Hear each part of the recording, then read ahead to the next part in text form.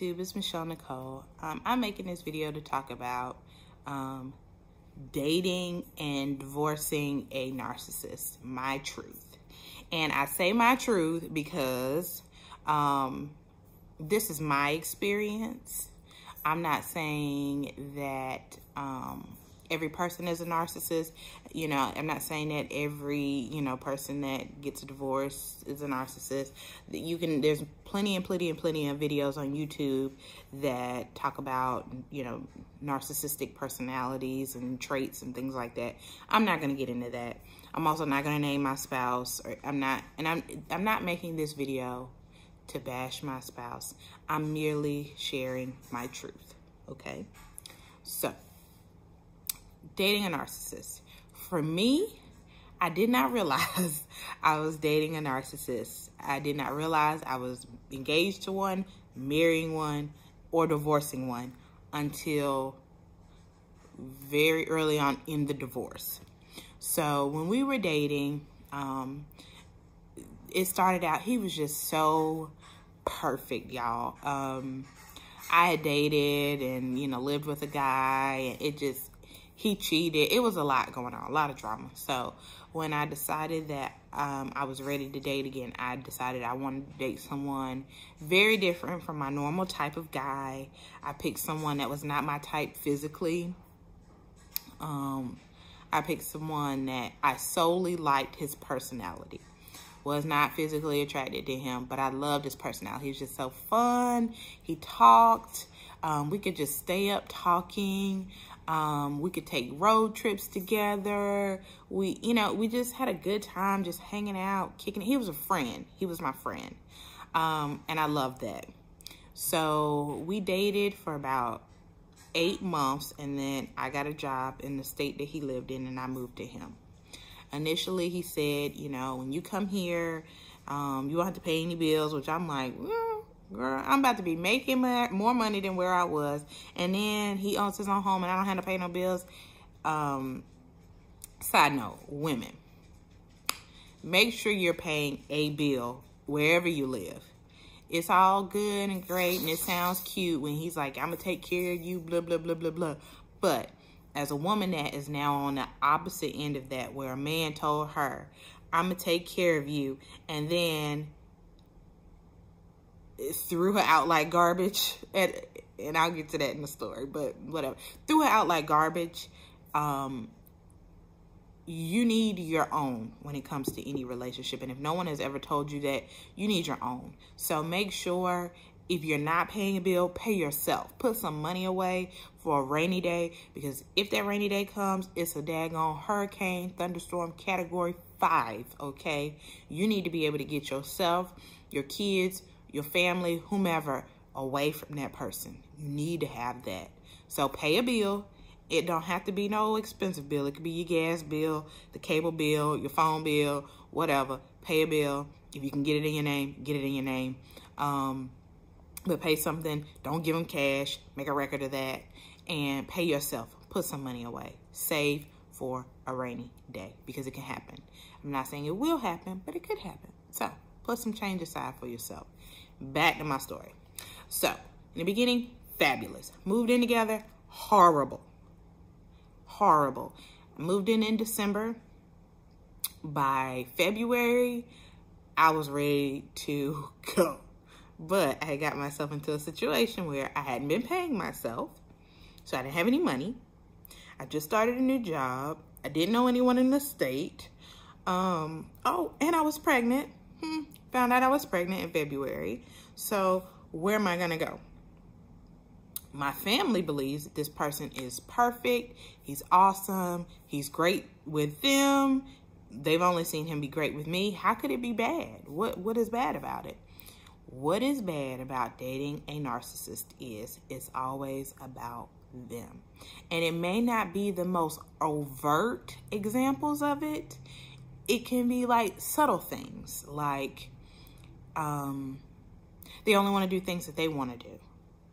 They, when you have a discussion, you're disagreeing about something, they only listen to come back at you with the response like, or you didn't take out, you say to them, you didn't take out the trash. Well, that's because last week when I tried to take out the trash, you said such and such. So you can never win in an argument. You can never come to an agreement. You can never move past something. It's only what they think.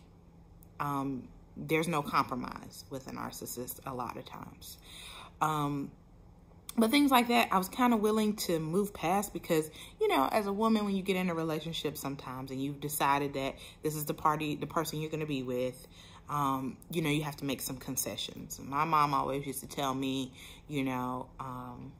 nobody's perfect. No marriage is perfect. There's going to be things you don't like. And when you move in, whatever you don't like before you move in, it intensifies when you move in together. So that's normal, but you can move past those things out of love. So that was my viewpoint on it. Fast forward to current day, divorce 3 years later. It's miserable, y'all. It's miserable. I'm not going to say that, the person is terrible. I'm going to say that some traits that the person exhibits are terrible. And it's scary that this is all the same person. That's what's scary about a narcissist, is that it's not just, they can be very good. And I think some video I watched called it like a covert narcissist. They're very good at hiding their narcissistic personalities until something triggers it. And this divorce definitely has triggered it for him. Though he was the one that filed for divorce, there was an incident that happened that I guess triggered him to file for the divorce. The fact that we have a small child together, that also plays a part in his trigger. For me, my brain was, okay, we're not going to be together. And this is before the incident happened. I said, this is not working for me. As an adult, I'm going to sit him down and I'm just going to let him know, hey, this relationship has run its course. Yes, I know we have a small child. Let's work together. It's not that I don't love you. It's just I'm not happy with the relationship. And it's not going to change. It has not changed. And I don't want our child to grow up in an environment where they see this type of unhappiness for mom and for dad, frankly. That was not a good idea. I think that started the breakdown, and the narcissistic personality started to show from there. So trying to come to a parenting agreement on our own, trying to file for divorce uncontested and just pay a couple $100s and be done with it, was not happening. Even just like making simple decisions about things, me getting my personal belongings, it's still stuff that I have not gotten. Like my birth certificate and social security card, he refuses to provide me with. Just things like that, it's very difficult when you cared about a person and you thought someone cared about you, but you can see them like just turn into somebody different and be really mean and really nasty for no reason. Especially when they initiated the divorce. I'm sorry, my leg is falling asleep. I'm sitting on the floor. It's weird. It's weird. So my experience divorcing a narcissist and dating a narcissist is this. And this is what I would share with any person, man or woman, because women can be narcissists as well. And I definitely took some time to make sure that I am not a narcissist. I thankfully am not. I like to just be fair. I like things to be fair. If I do something to you and it hurts you, if you could tell me this hurt me because such and such, I apologize. I'm sorry. I'm not out to win. I'm out to do what's best, especially when we have a child. But this person, a narcissist, I'm not saying my husband, but a narcissistic person will try to hurt you. It's all about winning. If you have children, they will use your children And I've watched a million videos that have said the exact same thing. And for me, that is the part that frankly pisses me off the most, because my baby is so sweet and so innocent and just such a blessing to both of us. Especially with I'm sure you've seen the stillbirth story, to be able to have a child and then to have someone try to manipulate the situation to remove me out of my child's life, knowing what I've gone through with fertility and losing a child, that burns me so bad, that I really pray hard, to get through my feelings when it comes to that, because as anybody would going through a divorce, if someone, or not even a divorce, anyone going through anything, if it affects your child, it burns you quick. It affects you so quick. And so that's the hardest part for me. I don't have a problem, you know, with his petty emails, which you might get if you're dealing with a narcissist. You might get emails, you might get text messages, you might get all sorts of stuff thrown at you just to get a reaction, so that they can be like, see, look at her, see, look at him, he's crazy, he's this, he's that, he's everything I said that he was, and this is why I did what I had to do by doing such and such and such and such. That happens a lot. So, and like I said, there are a million videos on this YouTube platform that talk about the exact same thing I'm talking about. I'm just sharing my truth. For me, what works, and I'm not great at this because I'm still in the struggle right now, but what works for me is I cut communication. Cut it. Straight up. Don't call me. Text me. Email me. That's it. Anything to do with marital assets, anything to do with what happened between us, anything to do with anything that does not pertain to our child, send it to my attorney. Don't contact me. If we're somewhere together with our child, don't talk to me. Email me. Do not communicate with me. We don't have anything to talk about. We don't have anything to discuss. We don't have anything to divide up. That is for our attorneys to deal with. Cut it off. And it's not like you're being harsh. It's not like you're being irrational. It's not like you're being unstable. No, you're protecting yourself. You're protecting your child. And you're protecting your own mental stability and integrity. Because sometimes people that are narcissists can provoke a situation where you feel attacked and triggered. And everybody that's attacked and triggered reacts differently. But none of it is positive. So, cut communication.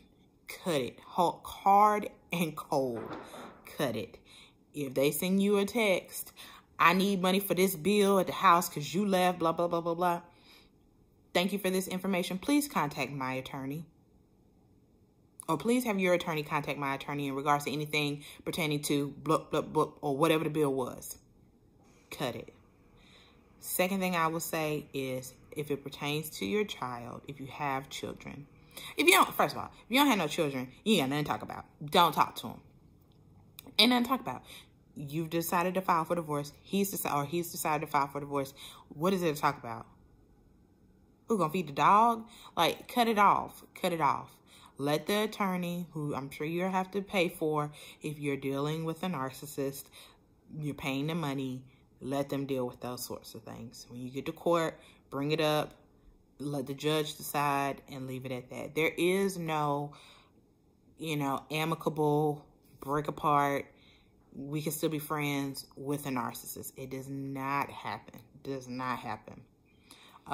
If you have children, just try to love your children when you have them. Do not speak ill of your children. Don't even mention your spouse when you're with your kids. Just, as far as I'm concerned, he doesn't even exist when I have my son. First of all, my son is so young that he knows us, but he doesn't know what's going on. He's 6 months. So there's no need to talk about daddy here.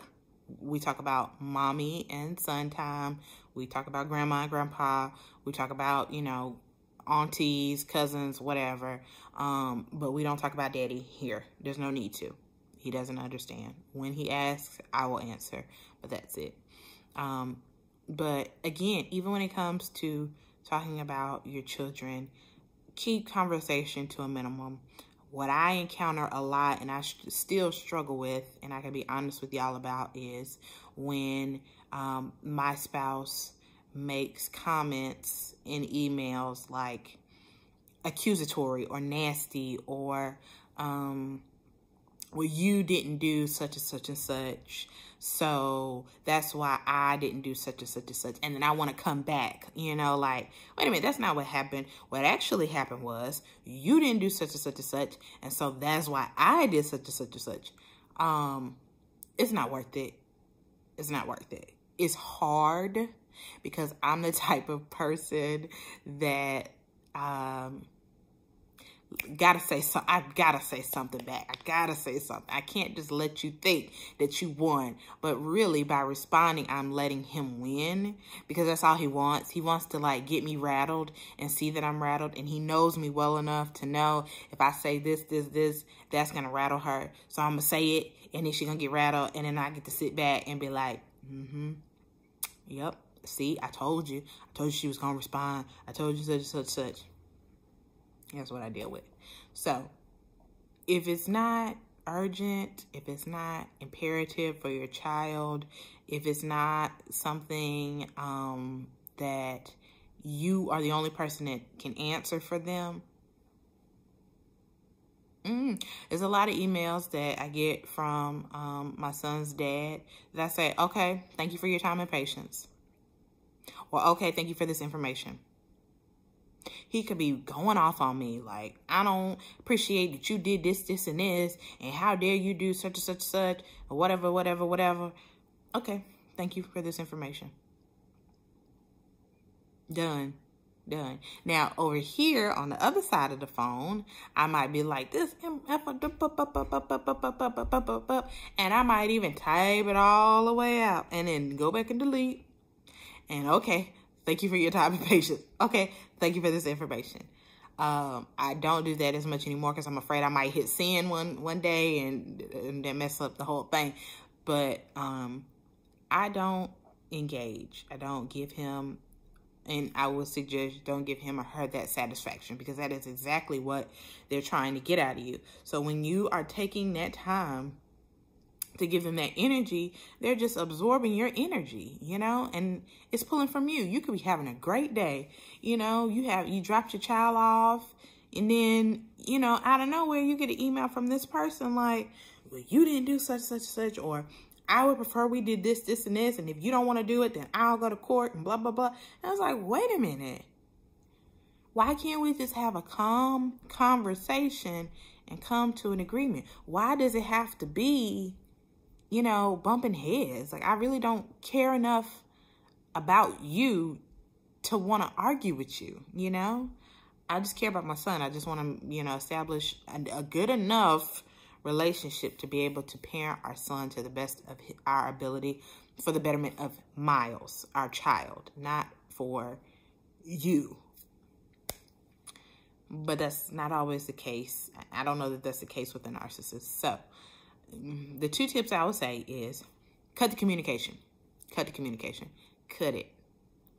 If you have to communicate because of a child, keep it simple. Pick 2 things that you will say in response to every email and rotate the 2.